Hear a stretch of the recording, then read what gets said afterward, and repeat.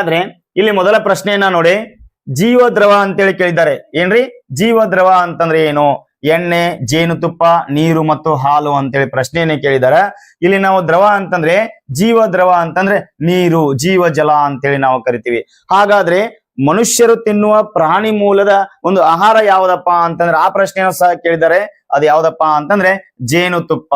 ಈ ರೀತಿ ಏನ್ ಮಾಡ್ಬೇಕಂದ್ರ ಕೊಟ್ಟಿರ್ತಕ್ಕಂತ 4 ಆಯ್ಕೆಗಳ ಬಗ್ಗೆ ನಿಮಗೆ ಏನಾಗಿರ್ಬೇಕು, ಸಂಪೂರ್ಣವಾದ ಜ್ಞಾನ ಇತ್ತಂದ್ರ ಸಾಮಾನ್ಯ ಜ್ಞಾನವಾಗ್ಲಿ, ಸಮಾಜ ವಿಜ್ಞಾನವಾಗ್ಲಿ, ವಿಜ್ಞಾನದೊಳಗ ಯಾವ ರೀತಿ ಪ್ರಶ್ನೆಗಳು ಏನಾಗಂಗಿಲ್ಲ ನಿಮ್ಗ ಹೋಗುವುದಿಲ್ಲ. ಎಲ್ಲಾ ಪ್ರಶ್ನೆಗಳಿಗೆ ನೇರವಾಗಿ ಉತ್ತರ ಏನಾಗ್ತದ ಸಿಗ್ತದ. ಹಾಗಾದ್ರೆ ಎರಡನೇ ಪ್ರಶ್ನೆ ನೋಡ್ರಿ, ಜೇನು ಕುರುಬರು ವಾಸಿಸುವ ಜಿಲ್ಲೆ ಯಾವ್ದಂತೇಳಿ ಪ್ರಶ್ನೆ ಕೇಳಿದ್ದಾರೆ. ಇದು ಹಲವಾರು ಬಾರಿ ಏನಾಗಿದೆ ಕ್ವಶನ್ ರಿಪೀಟ್ ಆಗೈತಿ. ಹಂಗಾದ್ರ ರಾಯಚೂರು ಅಂತ ಹೇಳಿದಾರೆ. ರಾಯಚೂರದೊಳಗ ಒಂದು ಕೃಷ್ಣಾ ನದಿಗೆ ಒಂದು ಅಣೆಕಟ್ಟದ. ಅದು ಯಾವ ಅಣೆಕಟ್ಟು ಅಂತೇಳಿ ನೀವು ನೋಡ್ಬೇಕು, ಕಮೆಂಟ್ ಮುಖಾಂತರ ತಿಳಿಸ್ಬೇಕು. ಹಂಗಾದ್ರ ಈ ಜೇನು ಕುರುಬರು ಎಲ್ಲಿ ಯಾವ ಜಿಲ್ಲೆಯಲ್ಲಿ ವಾಸಿಸ್ತಾರ ಅಂತಂದ್ರೆ ಕೊಡಗು ಜಿಲ್ಲೆ ಒಳಗೆ ಏನಪ್ಪಾ ಅಂತಂದ್ರೆ ಕರ್ನಾಟಕಗಳು ಅತಿ ಹೆಚ್ಚು ಜೇನು ಕುರುಬರ ಇಲ್ಲಿ ವಾಸಿಸುವ ಜಿಲ್ಲೆ ಅಂತ ನಾನು ಹೇಳ್ತೀನಿ. ಹಾಗಾದ್ರ ರಾಮನಗರ ಕರ್ನಾಟಕದಲ್ಲಿ ಅತಿ ಹೆಚ್ಚು ರೇಷ್ಮೆಯನ್ನು ಉತ್ಪಾದಿಸ್ತಕ್ಕಂಥ ಜಿಲ್ಲೆ ಅಂತೇಳಿ ನಾವು ಕರಿಬಹುದು. ಹಾಗಾದ್ರ ಗದಗದೊಳಗ ಒಂದ ಕರಡಿಧಾಮ ಅದ. ಹೌದು, ಯಾವ್ದ್ರಿ? ದರೋಜಿ ಕರಡಿಧಾಮ ಎಲ್ಲಿ ಅಂತೇಳಿ ಪ್ರಶ್ನೆಯನ್ನ ಕೇಳಿದಾಗ ಅದು ಯಾವ ಜಿಲ್ಲೆ ರೀ? ನಮ್ಮ ಗದಗ ಜಿಲ್ಲೆ ಒಳಗ. ಈ ರೀತಿ ನೀವು ಏನ್ ಮಾಡಬೇಕು, 4 ಆಯ್ಕೆಗಳಿಗೆ ಸಂಪೂರ್ಣವಾದ ಉತ್ತರವನ್ನ ಹುಡುಕ್ರಿ. ನಿಮ್ಗೆ ಏನಾಗ್ತದ, ಯಾವುದೇ ಒಂದು ಪ್ರಶ್ನೆಗೆ ಉತ್ತರ ಸಿಕ್ಕೇ ಸಿಗ್ತದ. ಇಲ್ಲಿ ನೋಡ್ರಿ, ಕಗ್ಗತ್ತಲೆಯ ಖಂಡ ಅಂತೇಳಿ ಯಾವ್ದನ್ನ ಕರಿತೀವಿ? ಆಯ್ಕೆ ಒಳಗ ಆಫ್ರಿಕಾ ಕೊಟ್ಟಾರ, ಏಷ್ಯಾ ಕೊಟ್ಟಾರ, ಯುರೋಪ್ ಮತ್ತು ಅಮೆರಿಕಾ ಅಂತೇಳಿ ಕೊಟ್ಟಿದ್ದಾರೆ. ಕಗ್ಗತ್ತಲೆಯ ಖಂಡವನ್ನ ನಾವು ಯಾವ್ದಂತ ಕರಿತೀವಿ ಅಂದ್ರೆ ಆಫ್ರಿಕಾ ಒಂದು ಖಂಡವನ್ನ ಕರಿತೀವಿ. ಹಾಗಾದ್ರೆ ನಮ್ಮ ಎಷ್ಟು ಖಂಡಗಳದಾವಪ್ಪ ಅಂತಂದ್ರ 7 ಖಂಡಗಳದಾವ. ಎಷ್ಟು ಖಂಡಗಳದಾವ್ರಿ? ಇಲ್ಲಿ 7 ಖಂಡಗಳದಾವ. ಹಾಗಾದ್ರ ಅತಿ ದೊಡ್ಡ ಖಂಡ ಯಾವ್ದಪ್ಪ ಅಂತಂದ್ರ ನಮಗ ಏಷ್ಯಾ ಖಂಡ. ಹಾಗಾದ್ರ ಭಾರತ ದೇಶ ಯಾವ ಖಂಡದೊಳಗೈತೆ ಅಂತಂದ್ರ ಅದು ಯಾವ ಖಂಡದೊಳಗೈತೆ ಅಂದ್ರ ಭಾರತ ಅದು ಏಷ್ಯಾ ಖಂಡದೊಳಗದ. ಏಷ್ಯಾ ಖಂಡದ ದಕ್ಷಿಣ ಭಾಗದೊಳಗ ನಮ್ಮ ದೇಶ ಏನಾಗಿದಪ್ಪ ಅಂತಂದ್ರ ಭಾರತ ದೇಶದ. ಅದು ಒಂದು ಪ್ರಶ್ನೆ ಕೇಳ್ಯಾರ. ಹಾಗಾದ್ರೆ ಇಲ್ಲಿ ನೋಡ್ರಿ, ಟ್ರಾಫಿಕ್ ಸಿಗ್ನಲ್ ಹಸಿರು ದೀಪ ಏನನ್ನ ಸೂಚಿಸ್ತದ? ನಾ ಹಿಂದಿನ ಕ್ಲಾಸ್ನೊಳಗೆ ಹಲವಾರು ಬಾರಿ ಹೇಳಿದೀನಿ. ಈ ಒಂದು ಪ್ರಶ್ನೆ ಮೇಲೆ ಹಲವಾರು ರೀತಿ ಪ್ರಶ್ನೆಗಳನ್ನ ಕೇಳ್ತಾರತ್ತ. ಈ ಒಂದು ಟ್ರಾಫಿಕ್ ಸಿಗ್ನಲ್ ಏನ ಸೂಚನೆ ಮಾಡ್ತದ ಅಂತಂದ್ರ ನಿಲ್ಲಲು ಅಂದ್ರ ಕೆಂಪು ಬಣ್ಣವನ್ನ ನಾವು ನೋಡ್ತೀವಿ. ಟ್ರಾಫಿಕ್ ಸಿಗ್ನಲ್ ಯಾವ್ದ್ರಿ? ಹೋಗಲು. ಹೌದಾ? ಆಮೇಲೆ ಹಸಿರು ಹೋಗಲು ನಾವು ಸೂಚನೆಯನ್ನ ಮಾಡಿದ್ರ, ಹಳದಿ ಏನಪ್ಪಾ ಅಂತಂದ್ರ ಸಿದ್ಧವಾಗಲು ಸೂಚನೆಯನ್ನ ನೀಡ್ತದ. ನೀವೆಲ್ಲರೂ ನಗರಗಳಿಗೆ ಹೋದಾಗ ಅಲ್ಲಿ ಟ್ರಾಫಿಕ್ ಸಿಗ್ನಲ್ ದಾಗ 3 ಏನಪ್ಪಾ ಅಂತಂದ್ರ ಬಣ್ಣಗಳು ಬೀಳ್ತಾವ. ಅದೊಂದು ಕೆಂಪು ಬೀಳ್ತದ, ಒಂದು ಹಸಿರು ಮತ್ತು ಒಂದು ಯಾವ್ದಪ್ಪ ಅಂತಂದ್ರ ಸಿದ್ಧವಾಗಲು ನಮಗೇನ್ ಮಾಡ್ಬೋದು, ಹಳದಿ ಬಣ್ಣವನ್ನ ನಾವು ಅಲ್ಲಿ ನೋಡ್ತೀವಿ. ಹಂಗಿದ್ರ ಮುಂದಿನ ಪ್ರಶ್ನೆ ನೋಡ್ರಿ, ಆಲಮಟ್ಟಿ ಜಲಾಶಯ ಇರುವುದು ನೋಡ್ರಿ ಯಾವ ಜಿಲ್ಲೆ ಒಳಗ? ಮಂಡ್ಯ ಕೊಟ್ಟಾರ, ವಿಜಯಪುರ ಮತ್ತು ಮೈಸೂರು ಮತ್ತು ಶಿವಮೊಗ್ಗ ಅಂತ ಹೇಳಿ ಕೊಟ್ಟಿದಾರ. ಈ ಒಂದು ಆಲಮಟ್ಟಿ ಜಲಾಶಯಕ್ಕೆ ಇನ್ನೊಂದು ಏನ್ ಹೆಸರಪ್ಪ ಅಂತಂದ್ರ ಲಾಲ್ ಬಹದ್ದೂರ್ ಶಾಸ್ತ್ರಿ ಜಲಾಶಯ ಅಂತೇಳಿ ನಾವು ಕರಿತೀವಿ. ಅದು ಏನಪ್ಪಾ ಅಂತಂದ್ರೆ ವಿಜಯಪುರ ಜಿಲ್ಲೆ ಒಳಗ ಈ ಒಂದು ಆಲಮಟ್ಟಿ ಜಲಾಶಯ ಅದ ಅಂತ ಹೇಳ್ತೀವಿ. ಹಾಗಾದ್ರೆ ಹೆಣ್ಣು ಮಕ್ಕಳ ಉಜ್ವಲ ಭವಿಷ್ಯಕ್ಕಾಗಿ ಸರ್ಕಾರ ಜಾರಿಗೆ ತಂದಿರುವ ಯೋಜನೆ ಯಾವ್ದಪ್ಪ ಅಂತಂದ್ರೆ ರೋಜ್ಗಾರ್ ಯೋಜನೆ, ನಿರ್ಮಲ ಗ್ರಾಮ ಯೋಜನೆ, ಆಶ್ರಯ ಯೋಜನೆ. ಅಂತಂದ್ರೆ ಯಾರಿಗೆ ಮನೆ ಇರಂಗಿಲ್ಲ ಸರ್ಕಾರದವ್ರಿಗೆ ಏನಪ್ಪಾ ಅಂತಂದ್ರೆ ಮನೆಗಳನ್ನ ಕಟ್ಟಿಕೊಡುವಂತ ಯೋಜನೆ ಆಗಿದೆ. ಹಾಗಾದ್ರೆ ಹೆಣ್ಣು ಮಕ್ಕಳ ಭವಿಷ್ಯಕ್ಕಾಗಿ ಯಾವ ಯೋಜನೆ ಅಂದ್ರೆ ಅದೇನು ಭಾಗ್ಯಲಕ್ಷ್ಮಿ ಯೋಜನೆ ಅಂತ ಹೇಳ್ತೀವಿ. ಮುಂದಿನ ಪ್ರಶ್ನೆ ನೋಡ್ರಿ, ಧೂಮಕೇತುಗಳು ಕೈಗಳನ್ನ ಹೊಂದಿದೆ, ಕಾಲುಗಳನ್ನ ಹೊಂದಿದೆ, ಬಾಲವನ್ನ ಹೊಂದಿದೆ, ತಲೆಯನ್ನ ಹೊಂದಿದೆ ಅಂತೇಳಿ ಆಯ್ಕೆ ಕೊಟ್ಟಾರ. ಧೂಮಕೇತುಗಳು ಏನಪ್ಪಾ ಅಂತಂದ್ರ ಬಾಲಗಳನ್ನ ಹೊಂದಿದೆ ಅಂತೇಳಿ ನಾವು ನೋಡ್ತೀವಿ. ಹಾಗಾದ್ರೆ ಮುಂದಿನ ಪ್ರಶ್ನೆ ನೋಡ್ರಿ, ಕರ್ನಾಟಕದ ಅತಿ ಎತ್ತರದ ಪ್ರದೇಶ ಅಂತ ಕೊಟ್ಟಿದ್ದಾರೆ. ನೋಡ್ರಿ, ನಂದಿ ಬೆಟ್ಟ ಅದ, ಬಾಬಾ ಬುಡ್ಡನಗಿರಿ ಅದ, ಮುಳ್ಳಯ್ಯನಗಿರಿ ಅದ ಮತ್ತು ಕೆಮ್ಮನಗುಂಡಿ ಅಂತದ. ಕರ್ನಾಟಕದ ಅತಿ ಎತ್ತರದ ಶಿಖರ ಅಂತೇಳಿ ಕರಿತೀವಿ, ಅಥವಾ ಕರ್ನಾಟಕದ ಅತಿ ಎತ್ತರದ ಪ್ರದೇಶ ಅಂತ ಕೇಳ್ತೀವಿ. ಅದು ಯಾವ್ದಂತಂದ್ರ ಅದು ಮುಳ್ಳಯ್ಯನಗಿರಿ. ಇದು ಯಾವ ಜಿಲ್ಲೆ ಒಳಗದ ಅಂತಂದ್ರ ಚಿಕ್ಕಮಗಳೂರು ಜಿಲ್ಲೆ ಒಳಗದ. ಈ ಬಾಬಾ ಬುಡ್ಡನಗಿರಿ ಒಂದು ಬೆಟ್ಟದೊಳಗೆ ಏನದ ಅಂತಂದ್ರ ಈ ಒಂದು ಮುಳ್ಳಯ್ಯನಗಿರಿ ಏನಪ್ಪಾ ಅಂತ ಶಿಖರ ಅದ. ಎಷ್ಟದ ಅಂದ್ರೆ ಎತ್ತರಿ 1930 ಮೀಟರ್ ಎತ್ತರ ಅದ ಅಂತೇಳಿ ನಾವು ನೋಡ್ತೀವಿ.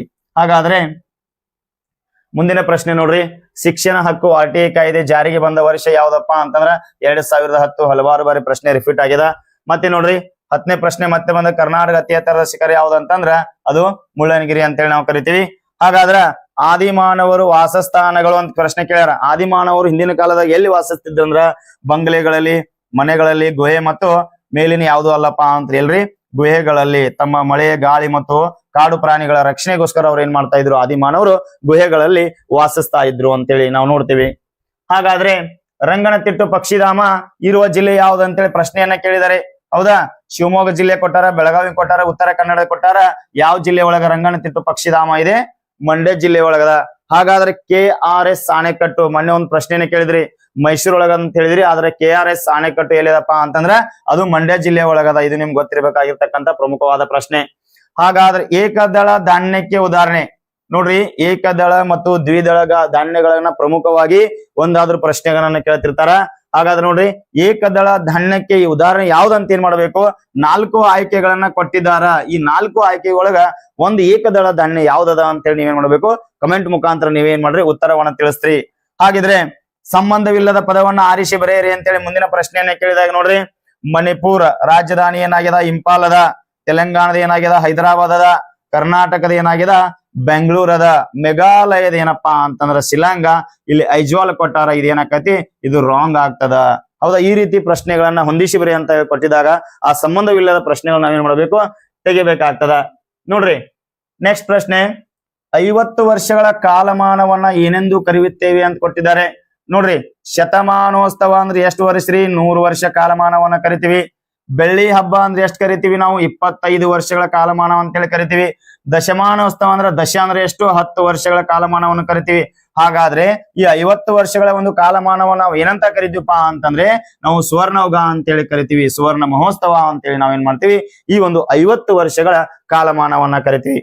ಹಾಗಾದ್ರೆ ಮಕ್ಕಳ ದಿನಾಚರಣೆಯನ್ನ ಯಾವಾಗ ಆಚರಿಸುತ್ತೀವಿ ಅಂತೇಳಿ ಕೊಟ್ಟಿದ್ದಾರೆ. ನೋಡ್ರಿ ನವೆಂಬರ್ 1 ಕೊಟ್ಟಾರ, ನವೆಂಬರ್ 16, ನವೆಂಬರ್ 14 ಮತ್ತು ಸೆಪ್ಟೆಂಬರ್ 5 ಅಂತೇಳಿ ಕೊಟ್ಟಿದಾರ.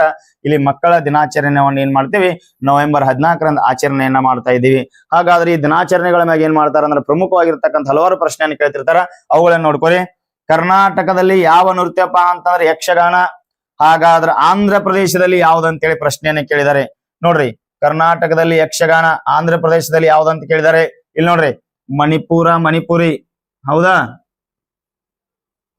ನೆಕ್ಸ್ಟ್ ಭರತನಾಟ್ಯ ಯಾವ ರಾಜ್ರಿ, ತಮಿಳ್ನಾಡು.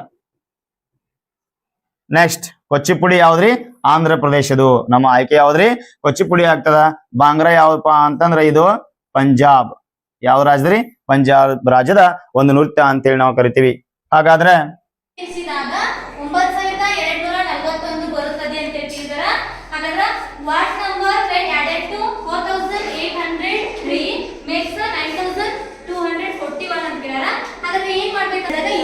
ಯಾವ್ದಂತ ಹೇಳಿ ಗೊತ್ತಾಗ್ತದ. 9, 2, 4, 1 ಮೈನಸ್ ಏನ್ ಮಾಡ್ಬೇಕು, 4